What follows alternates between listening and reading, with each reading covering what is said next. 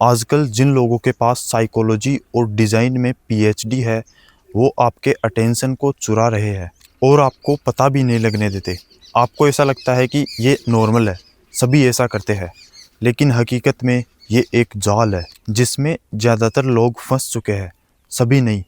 अक्सर अनजाने में आप ऐसी चीज़ें करते हैं जो आपको डिस्ट्रैक्ट करती है, जिन पर आप गौर नहीं कर पाते। इनमें कई चीज़ें आपको ऐसा महसूस कराती है कि आप ग्रो कर रहे हैं, लेकिन एक्चुअल में ये आपका भ्रम होता है।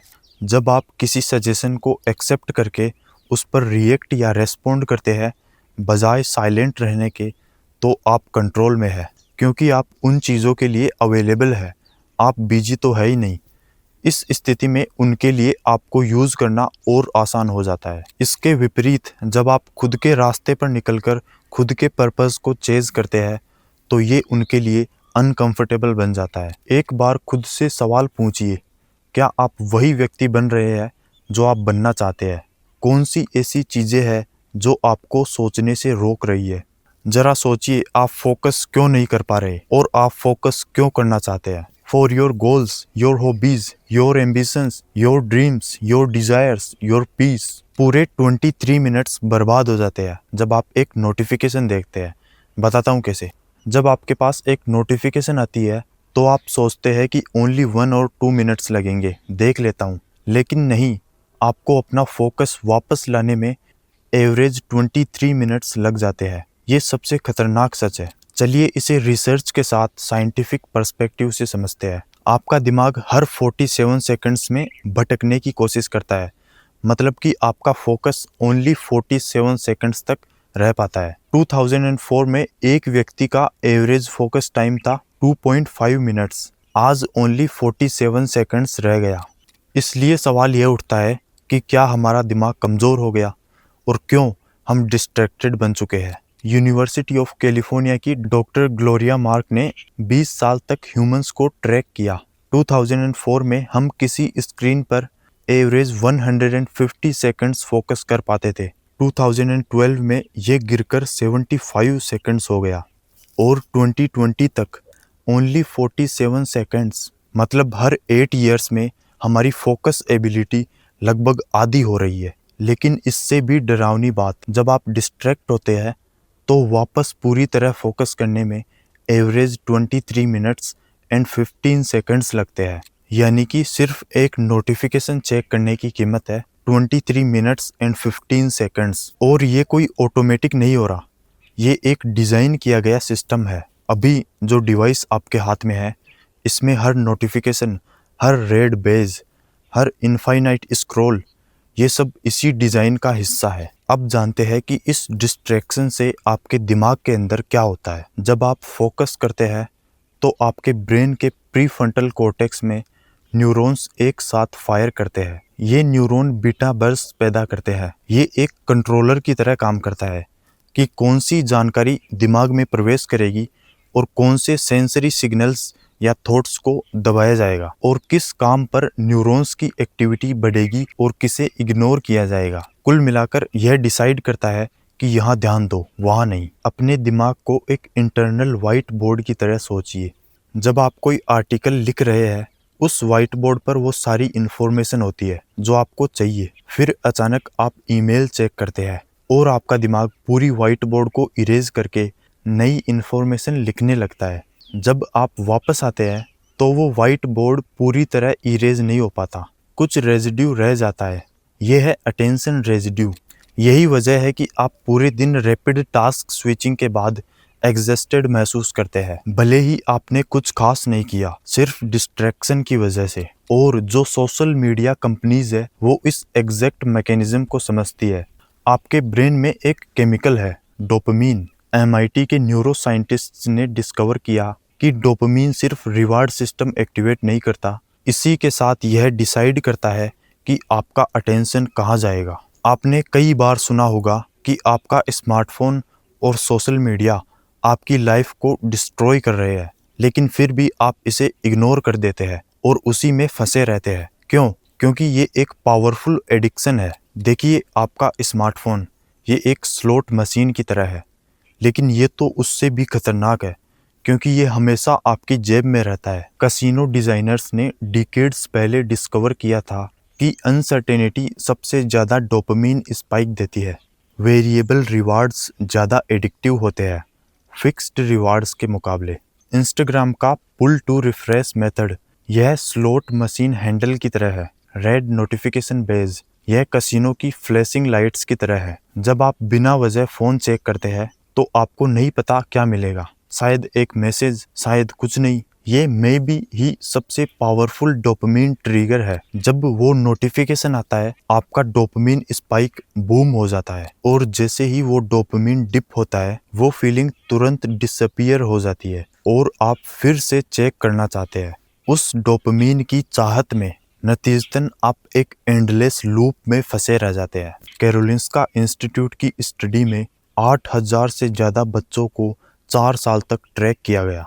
जिन बच्चों ने ज़्यादा सोशल मीडिया यूज़ किया उनमें ADHD जैसे सिम्टम्स डेवलप हुए। क्यों? क्योंकि जब आप कंटिन्यूसली क्विक डोपामिन हिट्स लेते हैं, हर 5-10 सेकंड में एक नई रील, तो आपका ब्रेन उसे नॉर्मल मान लेता है। इसका खतरनाक प्रभाव यह है कि यह टॉलरेंस बिल्ड करता है। साइंटिस्ट्स इसे डोपामिन डेफिसिट स्टेट कहते हैं।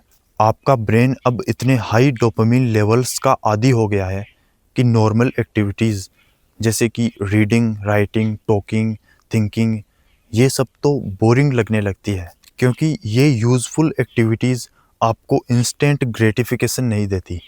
कई लोग कहते हैं मैं तो एक साथ कई काम कर सकता हूँ, मल्टीटास्किंग कर सकता हूँ, लेकिन मैं आपको बता दूँ ये एक मिथ है। ह्यूमन ब्रेन मल्टीटास्क नहीं कर सकता। जो हम मल्टीटास्किंग कहते हैं वो एक्चुअली रैपिड टास्क स्विचिंग है, और यह रैपिड टास्क स्विचिंग भी खतरनाक है। लेबोरेटरी स्टडीज़ में पाया गया कि रैपिड टास्क स्विचिंग से एरर्स 50% तक बढ़ जाते हैं। त्रुटियाँ, राइटिंग क्वालिटी 30% तक गिर जाती है। ब्लड प्रेशर और कोर्टिजोल बढ़ता है। एक स्टडी में डॉक्टर्स को ही ऑब्जर्व किया गया। कंटिन्यूज इंटरप्शंस के दौरान 200 से ज़्यादा प्रिस्क्रिप्शंस में से 80 to 90% में एरर्स थे। इनमें से कुछ तो लाइफ थ्रेटनिंग थे। मानता हूँ कि ये एडिक्शन पावरफुल है, लेकिन इससे बाहर निकलने की उम्मीद अभी भी है। परिस्थिति निराशाजनक नहीं है। मैं आपको कुछ रियल लाइफ प्रैक्टिकल तरीके बताता हूँ जिन्हें आपको सिर्फ सुनना नहीं है, अप्लाई करना है अगर आप इस एडिक्शन से बाहर निकलना चाहते हैं तो। पहले तो आप अपने एनवायरनमेंट को बदल दीजिए। सभी सोशल मीडिया ऐप्स की नोटिफिकेशंस को कम्प्लीटली ऑफ कर दीजिए। मैं तो कहूँगा आप रिमूव कर दीजिए इन ऐप्स को। मैं खुद नहीं रखता, मेरे पास स्टोरेज नहीं है इनके लिए। एक्चुअली मेरे पास स्टोरेज है, लेकिन हम उसको बाई करते हैं। आप एक बार ऑनलाइन स्टोरेज की कॉस्ट चेक कीजिए। ओनली स्टोरेज ही फैक्टर नहीं है, इनके पास हमारी बहुत सी इन्फॉर्मेशन होती है जिसके आधार पर ये हमें एड्स दिखाते हैं। ये प्लेटफॉर्म्स गारंटी तो लेते हैं आपकी इन्फॉर्मेशन को सिक्योर रखने की, लेकिन क्या आप इन पर ट्रस्ट करते हैं? बहरहाल मैं खुद कई प्लेटफॉर्म्स की सिक्योरिटी पर ट्रस्ट करता हूँ, लेकिन आपने ट्रस्ट भी कर लिया, फिर भी ये प्लेटफॉर्म्स हमारी अटेंशन को तो चुरा ही रहे हैं। नतीजतन ये हमें एडिक्ट बना रहे हैं। आखिरकार ये हमारी लाइफ को डिस्ट्रॉय कर रहे हैं। ओनली बिजनेस रिलेटेड पोस्ट करनी है तो आप वेबसाइट पर कर सकते हैं। डीप वर्क के दौरान फोकस मोड ऑन करो, फिर भी इसे कहीं दूर रख दो। रिसर्च बताती है कि ओनली फ़ोन को देखने से भी कॉग्निटिव कैपेसिटी रिड्यूस हो जाती है, भले ही वो ऑफ हो। यूनिवर्सिटी ऑफ टेक्सास की स्टडी में जिन स्टूडेंट्स के फ़ोन सेम रूम में थे उनकी मेमोरी रिकॉल 20% कम थी। अगला तरीका है डीप वर्क प्रैक्टिस करो। कार्ल न्यूपोर्ट का कंसेप्ट 90-120 मिनट के डिस्ट्रैक्शन फ्री ब्लॉक्स की स्टडीज़ दिखाती है कि फ्लो स्टेट में प्रोडक्टिविटी 500 तक बढ़ सकती है। ये वो स्टेट है जब टाइम फ्रीज हो जाता है, आपका डोर्सोलेटरल प्रीफ्रंटल कॉर्टेक्स पावर डाउन हो जाता है और आप प्योर इंट्यूशन पर काम करते हैं। गामा वेव्स आपके ब्रेन रीजियंस को कनेक्ट करती है और क्रिएटिविटी स्पार्क करती है। एक और असरदार तरीका है मेडिटेशन। ये सिर्फ हिप्पी टॉक नहीं है, मैं आपको प्योर न्यूरोसाइंस के आधार पर बता रहा हूँ। रेगुलर मेडिटेशन से प्रीफ्रंटल कॉर्टेक्स में ग्रे मैटर बढ़ता है, अटेंशन कंट्रोल इम्प्रूव होता है, एमिगडाला श्रिंक होता है, जो कि एंजाइटी का सेंटर है। इससे बस ओवर एक्टिविटी कम हो जाती है। 8 वीक्स की माइंडफुलनेस ट्रेनिंग के बाद मेजरेबल स्ट्रक्चरल चेंजेस देखे गए। अगला तरीका है, हर बार जब आप बोर होते हैं और अपने स्मार्टफोन को उठाते हैं तो आप अपने ब्रेन को सिग्नल दे रहे हैं कि आई कैंट हैंडल डिस्कम्फर्ट। हमारे एंसेस्टर्स के टाइम में बोरडोम एक फीचर था,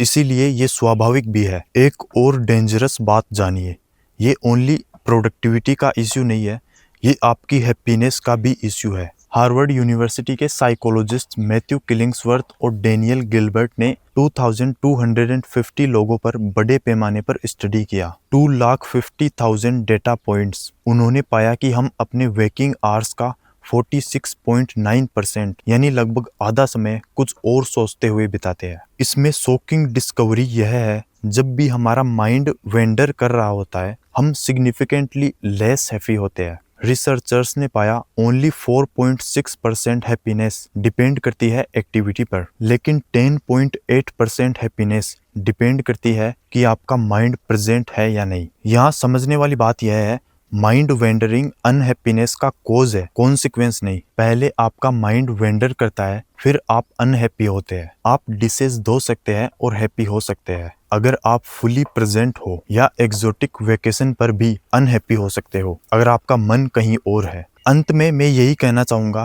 कि हमारा अटेंशन ही हमारा जीवन है। आपका फोकस टूटा नहीं है, बस थोड़ा भटक गया है। यही डिस्ट्रैक्टेड हैबिट्स आपको मेडिटेशन करने से भी रोकती है, इसीलिए ये तरीका ही काम नहीं कर पाता और यही चीज हमारी हैप्पीनेस को भी छीन लेती है। कोई भी काम करते वक्त अगर आपका मन वर्तमान में मौजूद है तो आप ट्रू हैप्पीनेस को फील कर सकते हैं। हमने ये तो जान लिया कि कौन सी चीज़ें खतरनाक है और कैसे ये हमारी लाइफ को डिस्ट्रॉय कर रही है। नेक्स्ट वीडियो में मैं आपके लिए रियल लाइफ प्रैक्टिकल तरीके लाऊंगा, जिन्हें जानकर आप कंप्लीटली डिस्ट्रैक्शन फ्री हो जाएंगे और आपका फोकस सिर्फ खुद पर रहेगा।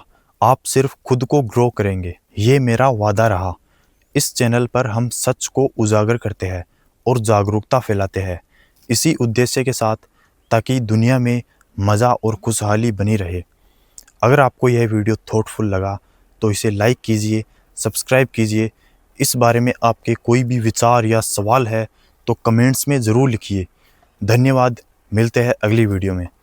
जय हिंद, जय विज्ञान।